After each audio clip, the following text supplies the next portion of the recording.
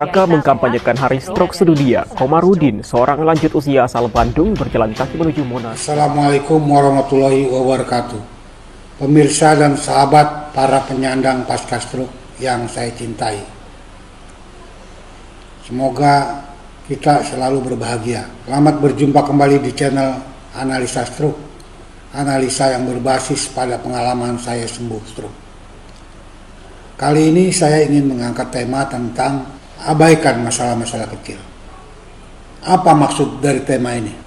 Maksud saya adalah bukannya mengabaikan masalah-masalah kecil, tetapi jangan terlalu khawatir, karena sebetulnya masalah kecil itu bisa tersolusi seiring jalannya waktu, proses perjuangan kita menanggulangi pasca stroke. Saya ulangi tidak bosan-bosan kepada para penyandang pasca stroke dimanapun berada, bahwa pasca stroke itu bisa dipulihkan asal tahu caranya. Dan caranya simpel. Peta jalan sembuh stroke dengan rasa percaya diri saya katakan bahwa sudah saya temukan bersama-sama teman-teman saya di grup pejuang sehat, bahwa untuk memulihkan pasca stroke hanya dua, yaitu prinsip dasarnya tentang bagian dalam, bagaimana kita membenahi makanan, menjaga pikiran, dan mengelola tubuh kita agar jangan terlalu capek. Dan masalah yang teknis yang kita hadapi simpel dan sangat sederhana, yaitu bagaimana kita menguatkan otot yang tadinya runtuh akibat terkena dampak dari stroke, di mana otot kita seperti bayi kembali. Dan ini harus diperjuangkan, yaitu bagaimana caranya menguatkan otot. Yang kedua adalah mengembalikan saraf yang error akibat dampak dari stroke itu di bagian tubuh-tubuh lainnya. Sekarang bagaimana kita bicara tentang penguatan otot. Otot saya sudah katakan, latih. Dan yang paling simpel, yang paling berkesesuaian tepat adalah jalan kaki. Karena jalan kaki adalah kerja harian kita. Walaupun bagian tubuh kita bagus, tapi kalau jalan kaki kita tidak bagus, maka tetap saja terasa kurang percaya diri. Jadi saya katakan bahwa hanya dua yang dihadapi oleh sahabat-sahabat para penyandang stroke, yaitu bagaimana menguatkan otot dan mengembalikan fungsi saraf yang error akibat terdampak dari stroke. Bagaimana caranya menguatkan otot? Saya sudah katakan berulang-ulang. Kalau saya jalan kaki, kalau teman saya Surya Judi dengan berenang dan jinjit, kalau John Bicep dengan cara jinjit dan gimnastik, teman saya Cecep dengan cara jalan bertelanjang kaki di panas matahari. Semuanya dengan kerja keras. Tinggal diolah oleh kita bagaimana caranya agar itu bisa kita laksanakan dengan konsisten, fokus, dan rutin. Kita kembali ke tema, mengapa masalah-masalah kecil kita abaikan? Kita abaikan dulu, bukan diabaikan sama sekali, diabaikan dulu. Fokus kita adalah bagaimana menguatkan kaki dan tangan. Kaki dulu dan tangan yang harus dikuatkan. Otot kaki dan otot tangan. Bagaimana caranya? Caranya saya katakan, jalan kaki kalau saya. Ada lagi yang efektif adalah gimnastik, menarik-narik beban, mendorong beban di kaki sehingga tangan dan kaki kita menjadi kuat. Nah, bagaimana untuk masalah-masalah kecil? Masalah-masalah kecil itu pertama ya, kebas. Kebas itu akan hilang dengan sendirinya sejalan dengan menguatkan otot. Saya yang merasakan sendiri, ketika kebas kaki saya tidak hilang-hilang, saya berjalan jauh sekali. Saya bersepeda puluhan kilometer setiap hari. Hilang kebas saya di kaki. Ketika kebas di iga saya dan tangan saya tidak juga bisa hilang, ternyata dengan tegangnya saya memegang sepeda, sehingga akhirnya otot tangan saya menguat dengan tanpa saya sadari. Itu berjalan selama 1 tahun terjadinya. Dan kebas di jidat saya selesaikan dengan cara olah pernapasan. mulut yang miring dan kebas di mulut, saya solusi dengan cara menggerak-gerakkan mulut saya. Kemudian makan, mengunyah di bagian yang bermasalah mulut itu, di bagian mulut yang bermasalah itu. Kemudian untuk menyeimbangkan bibir juga, mulut, saya mengembungkan pipi, tarik napas, dikembungkan mulutnya, kemudian dilepas-lepas. Dan itu secara rutin, bila dilakukan dengan baik dan konsisten, fokus, insya Allah tersolusi.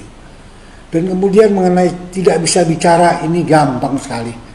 Tidak usah ikut terapi pakai ditarik-tarik lidahnya, dibetot-betot, diapain lagi, disikat pakai sikat gigi, tidak perlu.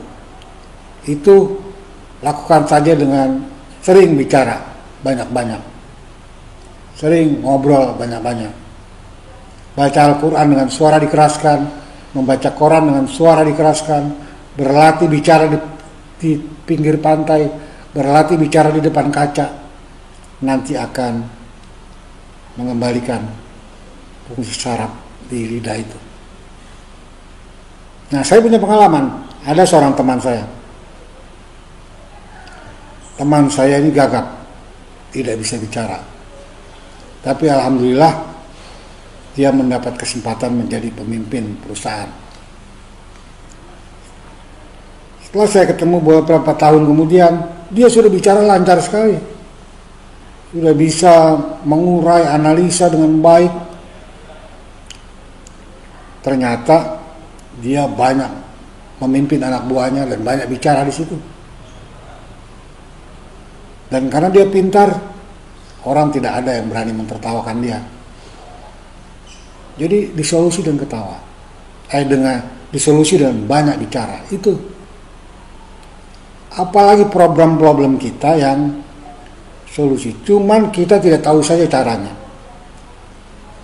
Kaki saya ketika itu, pertama kali kaki saya itu bukan hanya dicubit tidak berasa, mati rasa, tetapi juga jari-jari kaki saya kaku.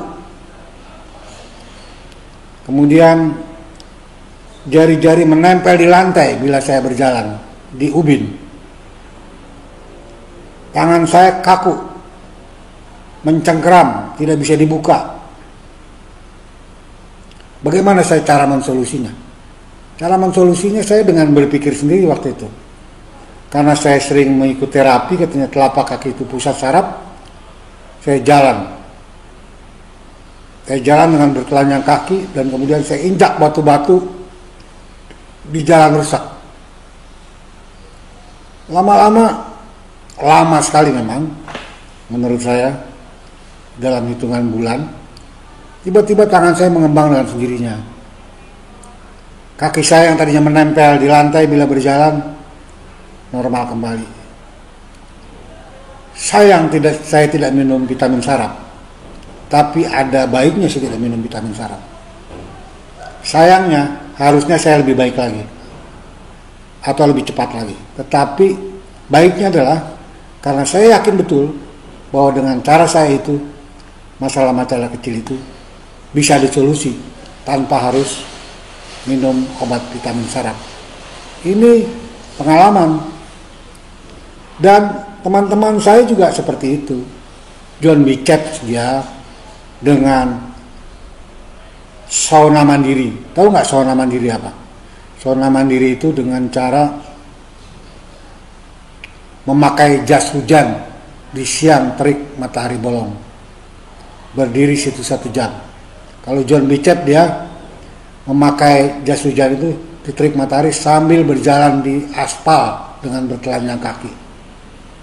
Dia solusi.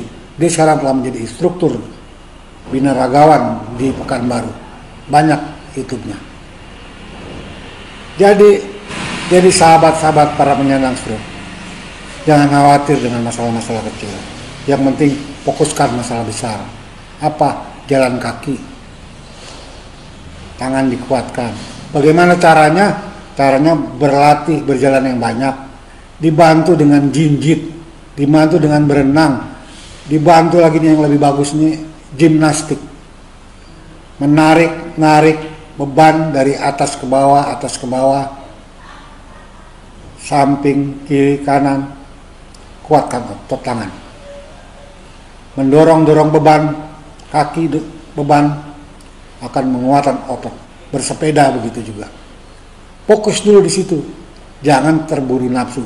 Sambil jalan, jangan panik, sehingga lari ke terapi sana terapi sini. Semua bisa disolusi.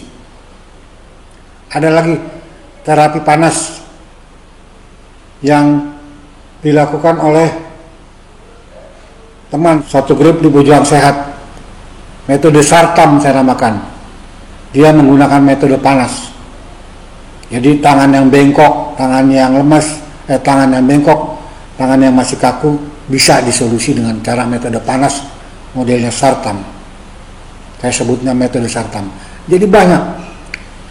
Tapi ingat, jangan terpancing oleh terapi abal-abal, ya kan. Dipencet langsung orang yang 30 tahun bisa sembuh. Mana mungkin lah, nggak mungkin. Ada orang yang dipeluk dari belakang sembuh stroke, mana mungkin. Ada orang katanya makan apel dicampur daun apa itu bisa sembuh stroke, mana mungkin. Jadi kita penyandang pasca stroke harus kritis. Harus kritis. Biarkan saja orang di luar sana tidak kritis, percaya. Kita jangan percaya begitu saja. Kita percaya kepada diri kita, pakai logika kita. Saya kira untuk kesempatan ini kita cukupkan sekian. Terima kasih. Kita ketemu lagi di tema yang lain lagi. Assalamualaikum warahmatullahi wabarakatuh. Berapa? 13.